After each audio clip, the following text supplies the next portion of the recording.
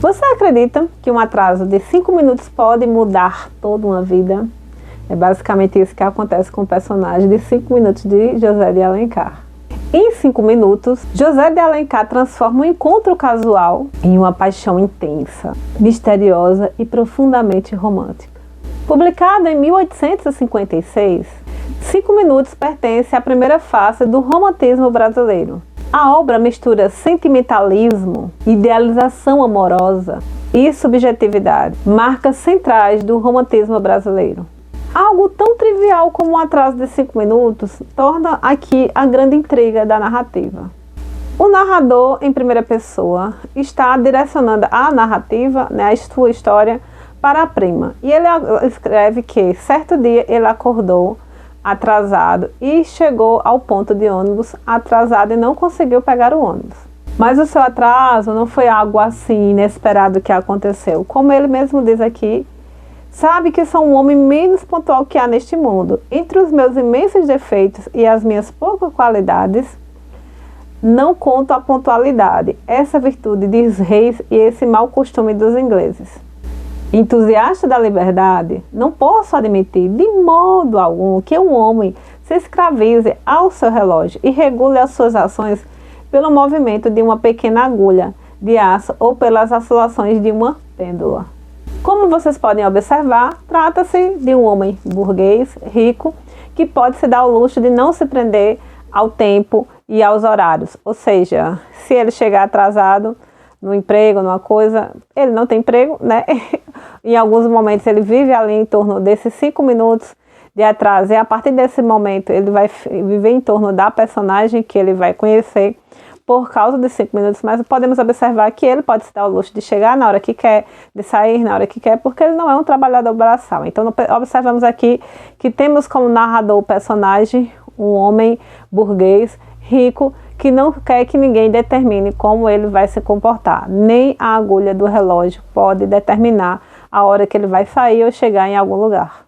Por causa desses 5 minutos, ele é obrigado a esperar o outro horário, e quando ele entra no ônibus ali, ele vai para o final, e quando ele senta, ele escuta um barulhinho de seda, um barulho ali, e ele diz assim, ops, é mulher, então a personagem ali faixa, né, aqueles tecidos de seda para ele sentar.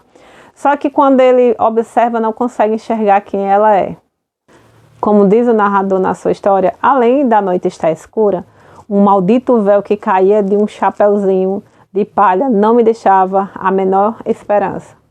Ou seja, ele estava ali ao lado de uma mulher e ele não conseguia ver o rosto.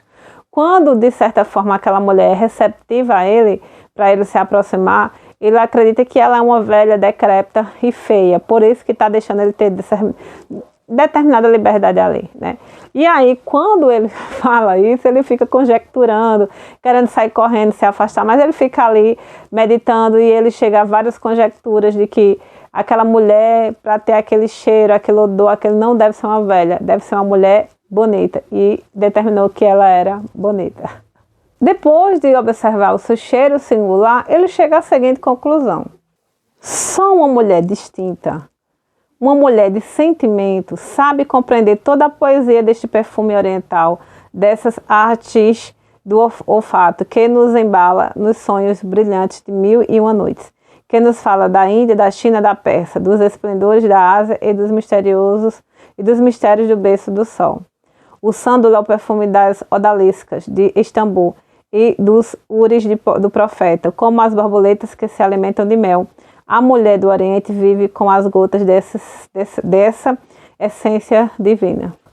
Uma vez chegando à conclusão de que ela era bonita, pelo cheiro, ele continua dando moral a ela ali. E aí, cada um vai para o seu caminho, mas ele não tira aquela mulher da cabeça. No outro dia, ele volta para o mesmo lugar, esperando que ele pudesse encontrá-la novamente, para saber quem era aquela mulher. Ao chegar no lugar, ele não consegue ver a personagem, né, que ele havia, mas ele encontra uma senhora que tem o mesmo timbre de voz. E aí ele começa a observar aquela mulher, só que ele diz, meu Deus, é velha mesmo, é uma senhora de idade, né, velha. Mas aí ele observa que essa senhora, né, mais idosa, estava conversando com outra pessoa jovem, e aí ele descobre que aquela pessoa pode ser a mulher que ele ama. Então aí vocês podem observar que o narrador, o personagem, falando ali com sua prima sobre a sua história, conhece essa mulher, meio por acaso, por causa do seu atraso proporcional. Como você sabe, ele é um cara que não gosta que ninguém mande nele, nem a agulha do relógio. E a partir dali começa um caça, né? Ele procurando quem é essa personagem, né? Até que ele vai uma vez, encontra no... Interessante é como você observa os costumes da época, né? Tem um momento em que eles estão na ópera e ele faz de tudo para chamar a atenção dela, né? Que ele sabe que é ela, mas ela não vira o rosto, não fala com ele. E é um caça assim, sabe? Um jogo de caça. E aí a gente vai acompanhando esse romance. Eu não vou contar mais nada, porque se eu contar, vou dar muito spoiler, é uma história curta, você lê em 1 hora tranquilamente. E agora eu vou falar sobre esses elementos do romantismo na obra. A presente obra concentra as principais características do romantismo brasileiro. Esses elementos são o amor idealizado, subjetividade, mulher idealizada, sofrimento amoroso, com causa ou sem causa, emoção acima da razão. Como vocês podem observar, ele fala, né? Ela é bela. O narrador se apaixona sem conhecer verdadeiramente a mulher, uma vez que ela está com um chapeuzinho de palha coberto com uma transparência ali. Ele ama uma voz, um perfume e uma sensação de toque quando ela encosta no braço dele. Perceba o exagero emocional, né, e subjetivo em relação à figura amada e idealizada. O amor, nesse contexto, não nasce da razão, mas da idealização da mulher amada. O amor, no romance romântico, nasce da imaginação, da idealização. No romantismo, o sentimento subjetivo precede a verdadeira existência do outro. O protagonista constrói uma imagem perfeita da mulher, antes mesmo de vê-la perfeitamente, né, o que ela realmente é. Ele se apaixona pela própria criação, pela própria imaginação, pelo próprio sujeito que ele criou dentro da cabeça dele, não pelo sujeito ideal que está lá fora, com sua idiosincrasia, sua individualidade. Sendo assim, o amor idealizado é uma das maiores características do romantismo, do romance romântico brasileiro e também todo o mundo. O amor idealizado é uma das marcas mais fortes do romantismo. Amar o que se imagina e não o que se conhece. Subjetividade e sentimentalismo é o segundo ponto que nós vamos conversar. Como nós podemos observar na própria frase do narrador-personagem, a imaginação é capaz dos maiores esforços ainda. O romance, o livro é todo narrado partindo do ponto de vista subjetivo do narrador-personagem. O leitor acompanha esses delírios. O leitor acompanha os seus delírios, as suas inseguranças em relação à pessoa imaginada. No romantismo, o sentimento vale mais do que a lógica. A subjetividade é o filtro pelo qual a realidade é interpretada. O terceiro ponto a se observar é a mulher idealizada. Como o narrador diz, tu és bela como um anjo. A personagem feminina aqui presente é Carlota. Ela é apresentada quase como um ser angelical, sem subjetividade, sem matéria. Pura, delicada e inalcançável. A mulher romântica costuma ser retratada como um ser superior, distante da realidade comum. O arquétipo feminino do romântico, a mulher é retratada como um ser angélico, acima de qualquer materialidade, pura, perfeita, intocada. Ela é delicada. Ela possui a fragilidade física e a delicadeza moral. Inalcançável aqui é o ponto alto dessa história aqui.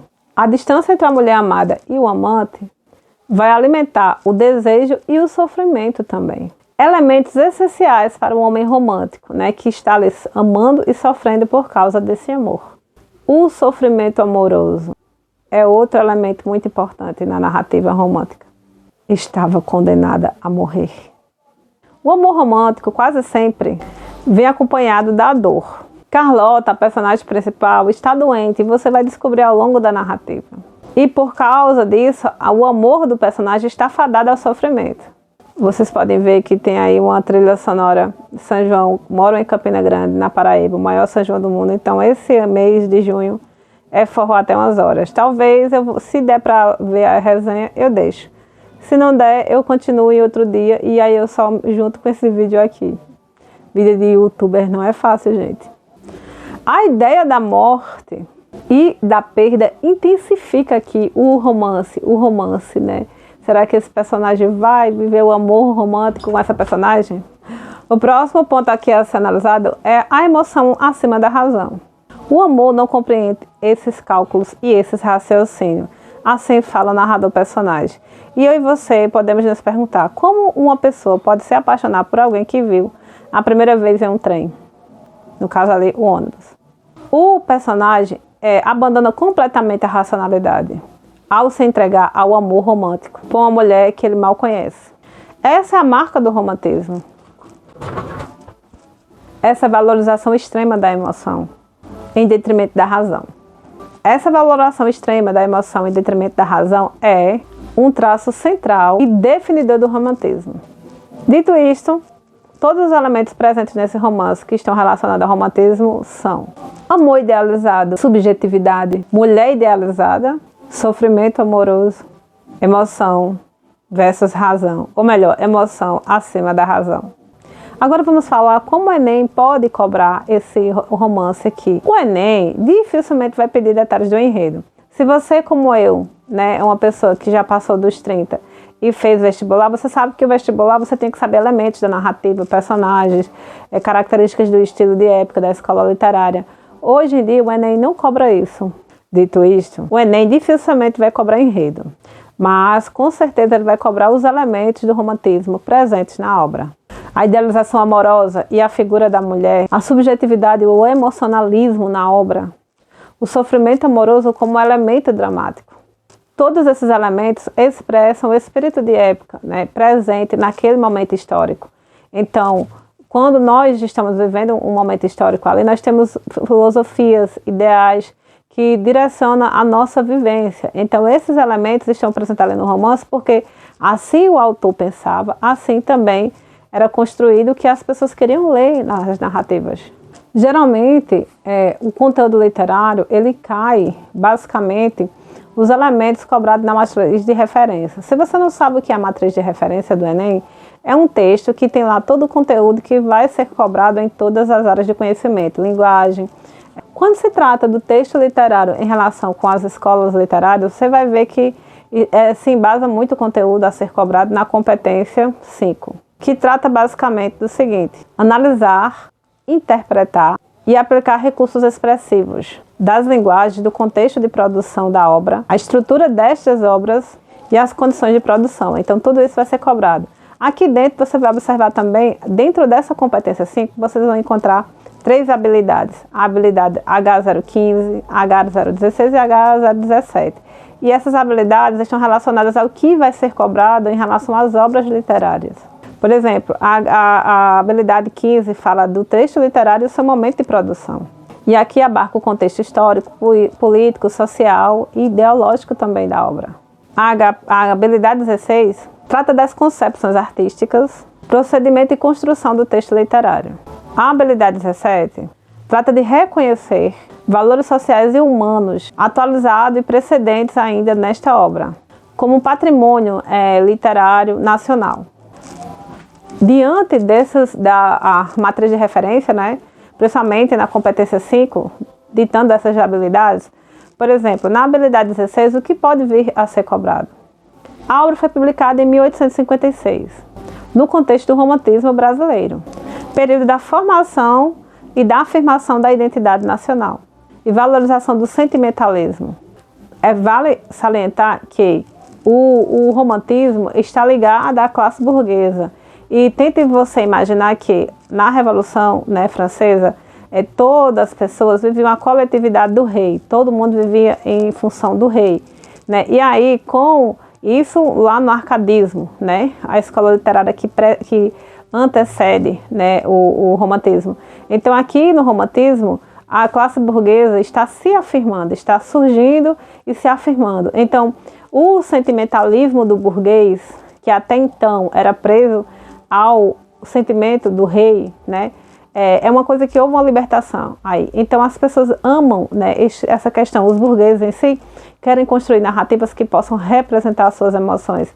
E aqui começa com o sofrimento de Jovem Werther, né, e se propaga para todos os escritores românticos. Na HP 16, como eu falei para vocês, o Enem vai cobrar os recursos narrativos. Na habilidade 16, o Enem vai cobrar os recursos narrativos usados por José de Alencar. Por exemplo, narrador em primeira pessoa, idealização, linguagem emotiva e sentimental exacerbado.